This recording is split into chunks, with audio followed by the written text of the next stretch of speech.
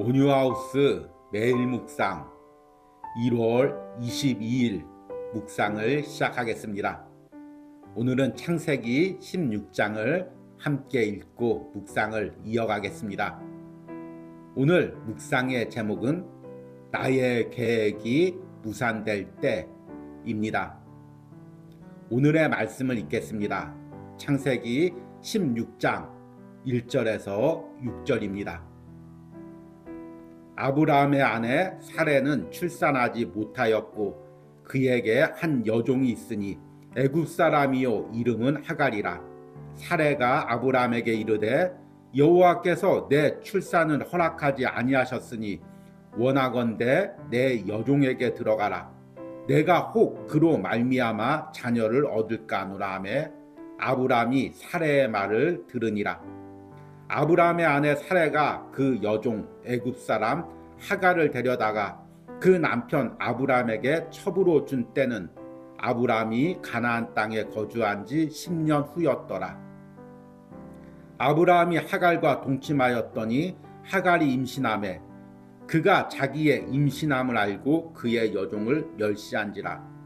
사레가 아브라함에게 이르되 내가 받는 모욕은 당신이 받아야 옳도다. 내가 나의 여종을 당신의 품에 두었거늘 그가 자기의 임신함을 알고 나를 멸시하니 당신과 나 사이에 여호와께서 판단하시기를 원하노라. 아브라함이 사라에게 이르되 당신의 여종은 당신의 수중에 있으니 당신의 눈에 좋을 대로 그에게 행하라 하매 사레가 하갈을 학대하였더니 하갈이 사레 앞에서 도망하였더라. 아멘. 오늘의 묵상입니다. 내가 나름 선한 목적을 가지고 세운 계획이 무산되어서 마음이 상한 적이 있습니까? 나는 우리 가족의 행복을 위해 나름 노력했는데 오히려 그것이 가족 간의 불화를 가져오지는 않았습니까? 또는 나름 선한 목적으로 물질을 벌기 위해 계획을 세웠는데 오히려 손해를 본 적은 없습니까? 내가 세운 계획이 이런 뜻밖의 결과를 가져올 때 우리는 당황하고 하나님을 원망하기도 합니다. 그러나 내가 선한 목적을 가지고 계획했다고 해서 하나님이 다 인정해 주시는 것은 아닙니다. 그 방법과 시기까지 하나님의 뜻에 맞아야 합니다. 창세기 16장에서 아브라함과 사라는 나름 선한 목적을 가지고 계획을 세웁니다. 그것은 사라의 여종 하갈로 자녀를 낳는 것입니다. 이 계획을 처음 제안한 것은 사라였습니다. 그녀는 아브라함에게 아들을 주시겠다는 하나님의 약속을 믿고 기다렸지만 10년이 넘도록 아무런 결과가 없었습니다. 그러자 이제 자신만의 플랜 B를 계획합니다. 자신이 믿을 수 있는 하갈이라는 여종을 통해 아브라함의 자녀를 낳는 것입니다. 그래서 행복한 가정을 만들고 함께 하나님을 예배하며 살아가는 것입니다. 아브라함 역시 마지못해 사라의 계획을 승낙합니다. 언뜻 보면 완벽하게 보이는 이 계획은 하갈이 임신을 하면서부터 틀어지기 시작합니다. 하갈이 자신의 임신한 것을 알고 사라를 무시하기 시작한 것입니다.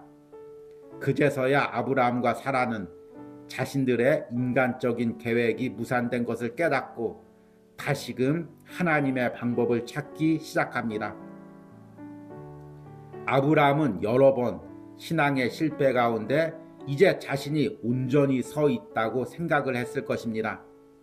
그러나 인간의 생각으로 자신과 가족의 미래를 계획하면서부터 다시금 예전의 실패를 반복합니다. 우리는 아브라함의 이런 모습에서 나의 모습을 발견하게 됩니다.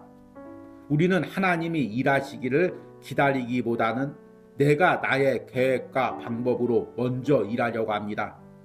그리고 그것이 선한 의도이며 하나님의 뜻이라고 스스로를 정당화시킵니다. 그러나 하나님은 이런 나의 계획 속에 담긴 하나님에 대한 불신의 마음과 나의 교만한 마음을 이미 알고 계십니다. 하나님이 일하시기를 기다리기보다 내 계획과 방법으로 내가 일하고자 하는 나의 숨은 마음을 보고 계시는 것입니다. 나는 지금 나의 계획대로 일하고 있습니까? 아니면 하나님의 방법과 시기를 기다리고 있습니까? 아멘. 오늘의 말씀 해석입니다. 오늘은 창세기 16장 말씀을 함께 읽고 묵상을 나누었습니다. 창세기 16장에서는 아브라함이 사라의 여종인 하갈을 통해 자녀를 낳는 내용이 나오고 있습니다. 우리가 그동안 묵상했듯이 하나님은 아브라함을 75세 때 하란에서 불러 가나안 땅에 도착하게 했습니다. 그리고 그 부르심 가정 가운데 너의 자녀가 하늘의 별같이 바다의 모래같이 많아질 것이라고 약속을 하셨습니다. 아브라함은 그 약속을 붙들고 먼 길을 떠나 가나안 땅에 도착했습니다. 그런데 그 약속을 따라온 사람은 아브라함뿐만 아니었습니다. 아내 사라와 또 아브라함에게 속한 여러 사람들도 아브라함과 함께 그 약속을 믿고 가나안 땅에 도착했습니다. 그리고 여러 번 실수와 실패가 반복됐죠. 그래도 끝까지 그 약속을 믿고 가나안 땅에 거주했습니다. 그런데 시간이 너무나 흘렀습니다. 아브라함도 그렇고 사라도 이제 더 이상 자녀를 낳을 수 없는 때가 가까워집니다. 이때 사라가 인간적인 계획을 세웁니다. 자기가 이제 더 이상 자녀를 낳을 수 없음을 깨닫고 자신의 여종인 하갈을 아브라함의 첩으로 들여 자녀를 낳게 하는 계획이었습니다. 여러분, 이 창세기 16장을 묵상하면서 사라가 왜 하갈을 아브라함의 첩으로 주었을지를 한번 생각해 보신 적이 있습니까? 물론 생산을 할 수 있는 여자가 여종인 하갈밖에 없다고 생각할 수도 있습니다.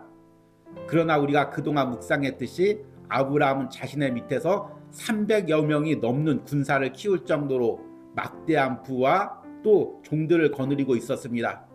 그 종들에게서는 많은 여종도 있을 것입니다. 또 아브라함의 가진 부를 생각하면 충분히 다른 곳에서 여성을 데려올 수가 있었겠고, 또 이삭처럼 고향으로 가서 친척 중에서 다른 젊은 여성을 데려올 수도 있었습니다. 그런데 왜 하필 애굽 사람 하갈이었을까요? 하갈은 나름 사라가 믿을 수 있는 사람이었을 것입니다. 오랜 기간 자신의 종으로 있었고 자신의 말도 잘 들었고 성품을 보았어도 아마 신뢰할 만한 성품을 가졌을 것입니다. 그래서 이 정도면 자녀를 낳아도 내 말에 순종하겠지. 아브라함과 나와 함께 그리고 새로운 자녀들과 함께 한 가족을 이루고 하나님을 예배하고 하나님의 약속을 이루어갈 수 있겠지. 이렇게 생각했을 것입니다. 그래서 하갈을 아브라함에게 주고 하갈에게서 자녀를 낳고 그리고 하나님의 약속을 이어가려는 나름대로의 계획을 세웠습니다. 어찌 보면 자신이 자녀를 낳을 수 없는 상황 속에서는 차선의 선택, 가장 좋은 선택일 것입니다. 앞에 묵상에서 저는 이것을 요즘 자주 쓰는 용어로 플랜 B라고 해봤습니다. 나름 사라에게 완벽한 플랜 B가 있었던 거죠. 그런데 그 계획이 무산되기 시작합니다. 하갈이 임신을 한 후부터 사라의 뜻대로 움직이지 않습니다. 오히려 사라를 무시합니다. 평온하고 행복했던 가정이 불화가 일어나고 깨어지기 시작합니다. 그때서야 사라는 자신의 계획이 잘못됐음을 깨닫게 됩니다. 창세기 16장에서는 쫓겨난 하갈이 하나님을 만나고 다시금 돌아와서 사라의 품에 순종하는 것으로 이야기가 일단락됩니다. 그러나 이후의 역사를 보면 하갈이 낳은 이스마엘 자손과 또 사라가 낳은 이삭 자손이 계속해서 다툼과 분쟁이 일어납니다. 사라의 한 번의 인간적인 선택으로 계속되는 분쟁이 이어진 것입니다. 사라의 계획이 무엇이 잘못되었을까요? 어찌 보면 자녀를 낳지 못하는 상황 가운데서 당연히 계획할 수 있는 방법일 수도 있습니다. 그러나 하나님이 아브라함에게 분명히 말씀하셨습니다. 한 번뿐만 아니라 여러 번 말씀하셨습니다. 그리고 어제 창세기 15장에서는 횃불 가운데 임재하셔서 분명하고 선명하게 보여주시고 약속하셨습니다. 그럼에도 약속을 받은 당사자인 아브라함이나 사라나 그 약속을 기다리지 못하고 인간의 계획으로 하나님의 약속을 이루려고 했습니다. 이것은 아브라함과 사라에게만 해당되는 것이 아닙니다. 우리가 신앙생활할 때 이런 실수를 경험할 때가 얼마나 많이 있습니까? 저 역시 신앙생활하고 또 목회를 하면서 이런 실수를 반복하곤 합니다. 하나님께서 내게 약속하셨고 또 내가 계획하는 것이 선한 목적이라면 나름 빨리 계획을 세워서 내 방법대로 일을 진행시키려고 합니다. 그런데 그렇게 선한 목적이라고 생각했던 것이 뜻밖의 결과를 가져올 때가 있습니다. 그러면 하나님께 항변하죠. 하나님, 내가 나조차고 그랬습니까? 하나님, 내가 나의 이익 때문에 그랬습니까? 하나님의 영광을 위해서, 나름대로 하나님의 일을 하기 위해서, 가족과 공동체를 위해서 이렇게 계획한 거 아닙니까? 그런데 이렇게 무산시키면 어떻게 합니까? 이렇게 하나님께 하소연을 합니다. 그러나 그렇게 하소연하며 기도하면서 하나님께서 내 속에 가졌던 인간적인 마음을 보게 하십니다. 끝까지 하나님을 신뢰하지 못하고 하나님의 방법대로 일하지 않고 하나님의 시기를 기다리지 못하고 내 방법과 내 시기로 일하려고 했던 나의 교만을 봅니다.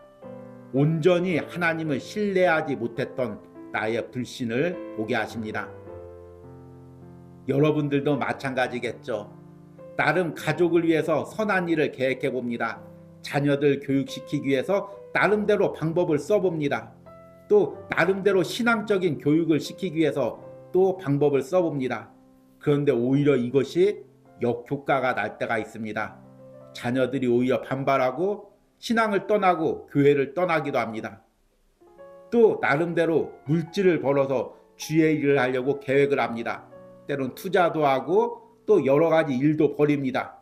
그런데 오히려 그것이 더 안 좋은 결과를 가져올 때가 있습니다. 내가 하나님의 뜻이라고 생각했지만 내 방법과 내 계획대로 내 시기대로 일한 것입니다.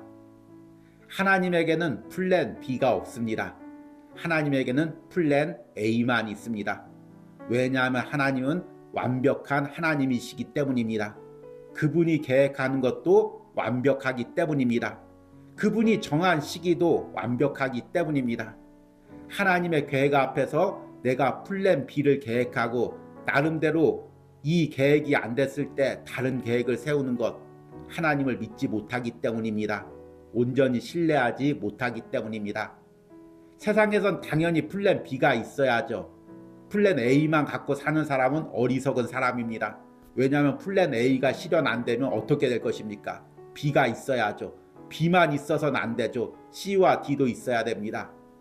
그러나 하나님 앞에는 하나의 계획밖에 없습니다. 우리는 그것을 신뢰하며 기다릴 뿐입니다. 그것이 힘들죠. 여러분, 하나님 신뢰하며 끝까지 기다릴 수 있습니까? 결코 쉽지 않습니다. 그러나 우리가 말씀을 묵상하고 기도하면서 하나님과 깊은 인격적인 교제를 나눌 때 나를 향한 그분의 뜻을 확실히 알고 그분의 계획을 확실히 알 때 신뢰하며 기다릴 수 있습니다.